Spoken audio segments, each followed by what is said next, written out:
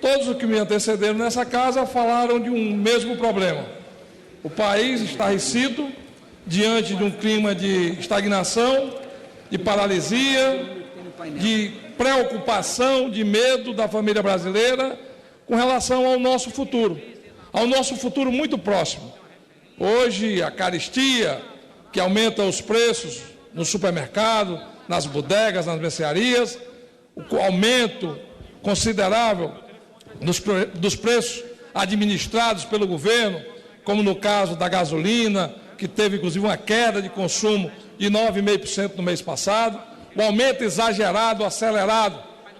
do preço da energia elétrica, que faz com que muitas famílias hoje tenham a preocupação de desligar os aparelhos elétricos, inclusive de desligar as luzes das casas, com medo do preço da conta da energia que vem no final do mês, e aquele que é o maior medo de qualquer trabalhador, de qualquer homem de bem, de família cidadã, que é o medo do desemprego.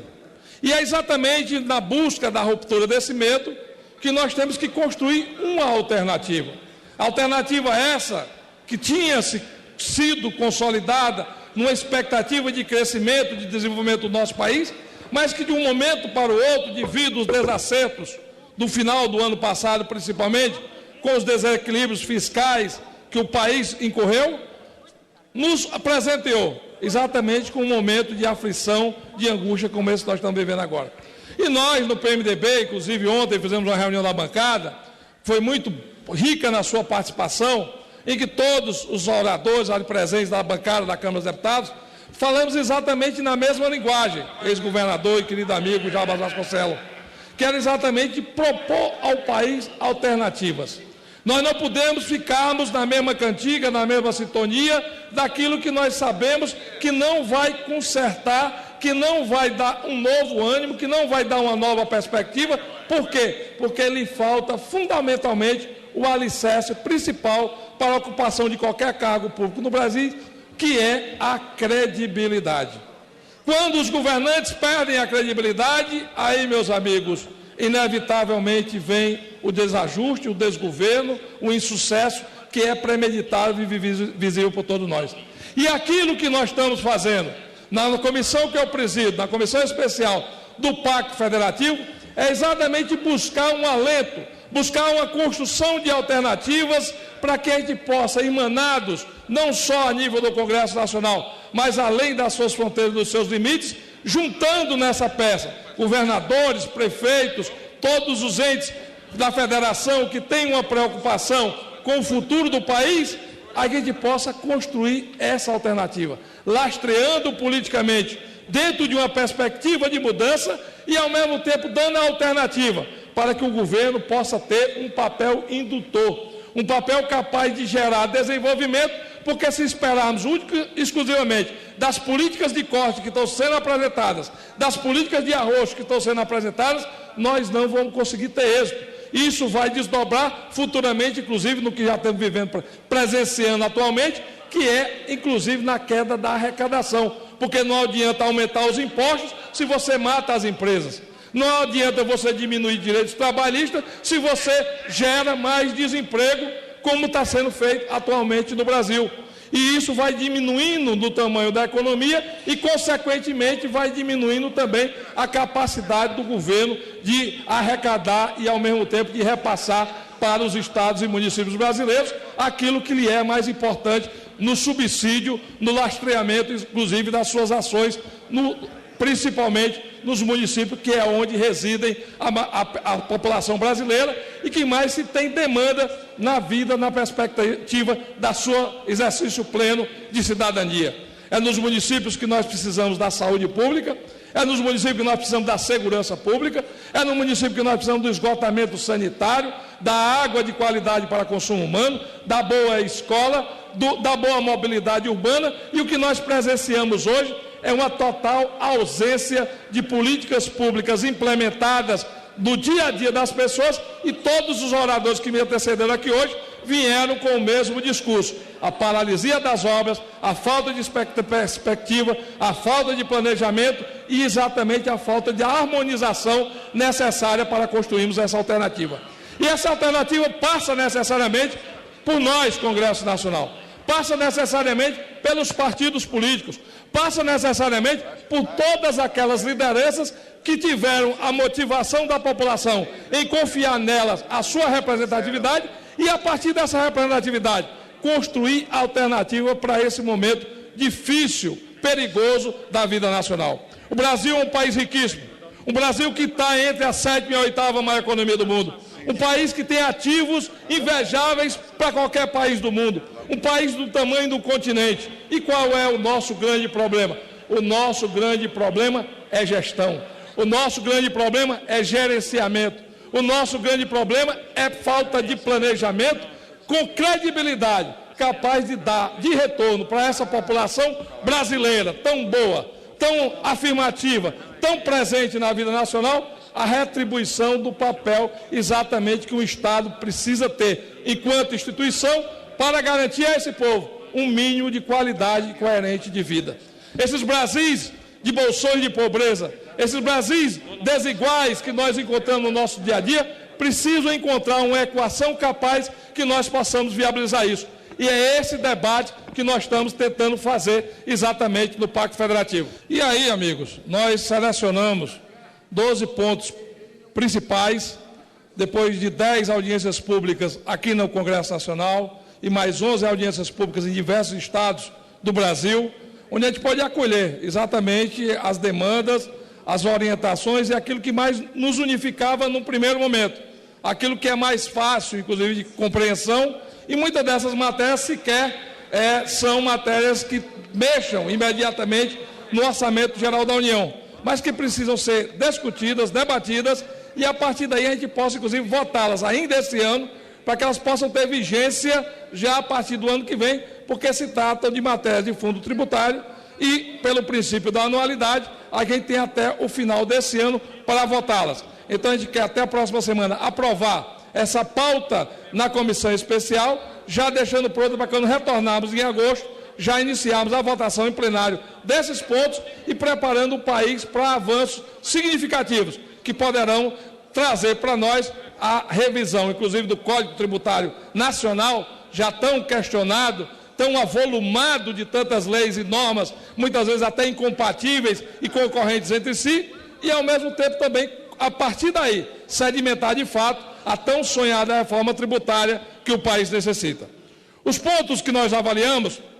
passam necessariamente, primeiro, pelo artigo 159, inciso 2º, parágrafo 2º, que trata do IPI, na Constituição Federal, que é exatamente o aumento da parcela do IPI para estados e municípios dentro do arcabouço na limitação de 10%, que é o que é tributado às indústrias, principalmente para poder, com isso, garantir uma substituição tributária para os estados exportadores. Isso é uma demanda, inclusive, que nos veio, foi chegada pelo estado do Pará, o governador já esteve conosco, fazendo esse debate. O estado do Pará é um dos estados mais prejudicados no Brasil com essa política de exportação, onde ele é obrigado a desonerar, mas não tem uma linha de compensação. Então, exatamente para poder dar essa garantia de uma compensação, a perca desses tributos para um estado do tamanho do Pará, que tem área territorial superior a 3 países como a França dentro de um só estado, a gente precisa rever exatamente, podendo aumentar a parcela de estados e municípios dentro da redistribuição do próprio IPI. O segundo, com relação ao artigo 159, inciso 1º, a linha A, que trata do aumento do FPE. Da mesma forma que nós conseguimos no ano passado, e eu fui o relator da matéria, do aumento do FPM para os municípios, os estados agora, os governadores que estiveram aqui conosco, 21 dos 27 governadores, fecharam conosco o apoio ao aumento também do FPE em 1%, dentro da mesma dinâmica que a gente fez no passado, 0,5% no primeiro ano e 0,5% no segundo ano. Apenas esse ano nós estamos, inclusive, convocando os prefeitos. Eu tive uma reunião ontem com as 3 instituições nacionais de prefeitos. Vamos ao presidente Michel Temer, que está em exercício na presidência da República, porque da forma como o Ministério da Fazenda está apresentando, em vez de fazer o 0,5% ao ano, ele está fazendo 0,5% em cima do primeiro semestre, o que significaria, no fechamento da conta, apenas 0,25% do ano, com a expectativa de deixar para o próximo ano o saldo dos próximos 6 meses. E todos nós sabemos que o ano fiscal ele não pode ser transferido de um ano para o outro. Não é uma conta corrente bancária. É um exercício fiscal que finda no último dia útil do presente ano em exercício. Diante disso, nós vamos propor ao presidente Michel Temer, no acordo fechado com a Frente Nacional dos Prefeitos, com a Associação Brasileira dos Municípios e com a Confederação Nacional dos Municípios, uma proposição que o restante fique para a parcela de dezembro em cima do 0,5% do segundo semestre, para não prejudicar os municípios e para cumprir aquilo que nós votamos no ano passado. Da mesma forma, nós faremos com o aumento do FPE que está sendo proposto agora na revisão do Pacto Federativo.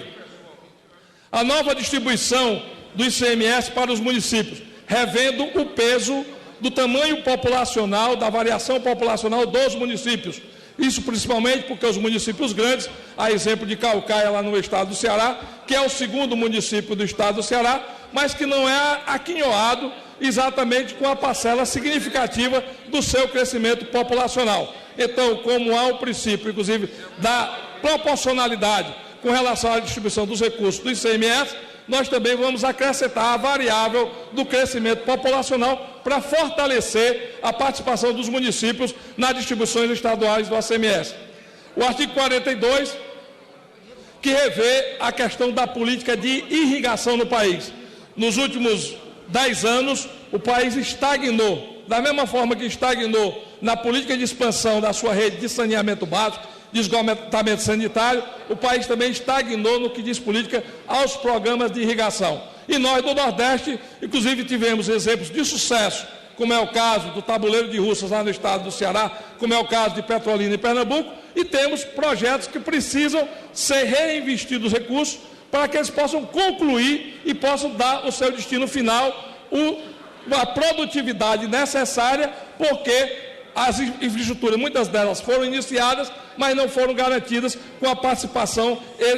do produto final, que é exatamente de levar a água para a produção agrícola. Exemplo disso está no Ceará, o Curu Pentecostes e o Curu Paraipaba. São dois projetos de irrigação que precisam de investimentos e não tem de onde buscar, porque nós não temos nenhum fundo no orçamento da União para garantir a expansão da política de irrigação no Brasil como um todo.